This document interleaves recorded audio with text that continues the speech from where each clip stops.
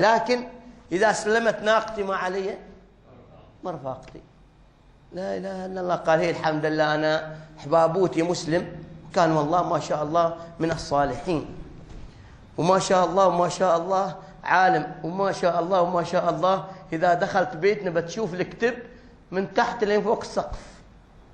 وعند الشيخ كتب من أبيه مسطرة ولكن ما قرأها، يعد سطورها سطرا فسطرا، يقلب رأسه ويقول ما ينفع حبيبي، ما ينفع. الحين بعد مطلعين شغله أو أنا مطوع العائلة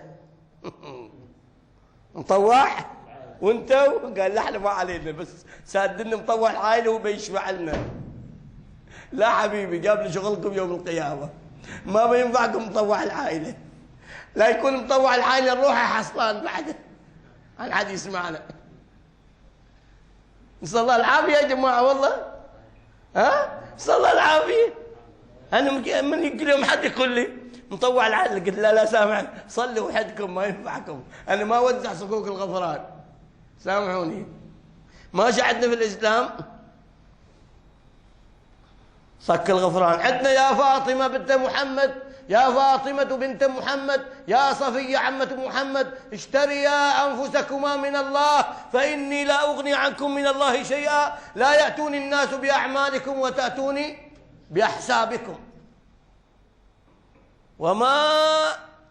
ما للظالمين من حميم ولا شفيع. نسأل الله تعالى أن لا يجعلنا من الظالمين. قولوا آمين. فلان حافظ سورة العصر، قال لي الحمد لله رب العالمين، حافظنا والله من زمان من يوم صغير، وما شاء الله كيف يوم أردت وكيف محلى صوتي، ما شاء الله حلو صوتك والله ما شاء الله. طيب وين التطبيق؟ قال كيف تطبيق يا أخي؟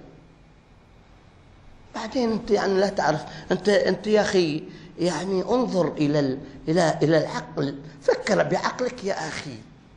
وبعدين أنت يعني لا بد من أن تكون مواكبا للعصر أخذا وعطاء. وحصلان ربيعنا بيني وبينكم